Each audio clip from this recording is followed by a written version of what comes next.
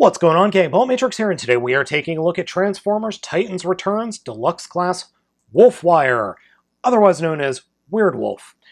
This figure is really good looking. The yellow and the turquoise and the white and the silver, just an absolutely gorgeous looking Decepticon. And I'm happy to report that I don't have a single issue with this figure. There's no QC issues, there are no looseness, everything's tight, and it's just wonderful, especially that head sculpt. The figure comes with two accessories, that being a giant sword and a giant cannon, both of which are mountable on his shoulders and easily carried there. They can also be hand carried with no problem whatsoever. And I've got to say, I love the sword. The cannon's pretty cool too, but the sword is where it's at. Posability-wise, the figure is fantastic. Shoulders are on nice ball joints, swivel on the upper arm, 90-degree bend at the elbow. Unfortunately, no articulation in the wrist. None of the figures in the second wave have articulation in the wrists. Ball joint in the hips, bend at the knee, ball joint in the ankle. All the ball joints super tight, able to pull off incredibly good poses because of the flexibility and posability of the figure. And just overall, a fantastic robot mode with excellent quality control. Only complaint I can even levy at this thing is that the yellow on his chest is not the same as the yellow of the rest of the body. That's the only issue I can even come up with. Heck, Hasbro even gave him fantastic paint and stickers. I can't think of anything to really complain about.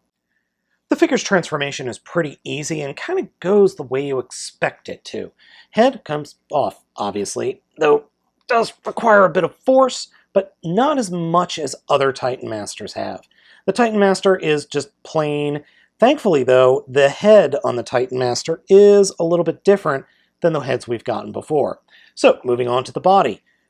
The upper forearms do open up, though it requires quite a bit of force to open those panels, and then the wrists, or I should say the hands, fold up into them with no problem whatsoever, and I swear, these are on little ratchets as well. Then we fold the wolf feet down, grab the entire forearm, and turn it around at the swivel 180 degrees. Then come to the chest, open up the chest, come to the back of the figure, flip the wolf head up to where the head was, come inside the chest and push down, thus pushing the back of the figure down and out of the way. Rotate that all the way down and then bring it forward until the white bits snap into place thusly. Then we can put the Titan Master in his little bucket and close the lid. Then for the legs, take the feet and fold them up into the heels. Turn the feet around like that. Then grab the shins, and the shins will fold up onto the thighs. They don't peg into place, but they're not really supposed to. And then you can start moving the rear animal legs around as you see fit to get it posed. And then we take the tail and plug it into the peg hole on the back of the white, like that. And then we take the cannon, and there are little pegs coming off the edge of the cannon, or the bottom of the cannon, and they will peg into the butt of the wolf, like that. And the only thing left to do is just pose the wolf. If you thought I'm bad at posing figures, I am atrocious at posing animal-based Transformers. I cannot pose these things for the life of me. But this figure is so good, every single joint is appropriately tight. It's not loose, and they're not so tight that you're going to break it. Everything holds together well, and nothing's floppy, which I greatly appreciate.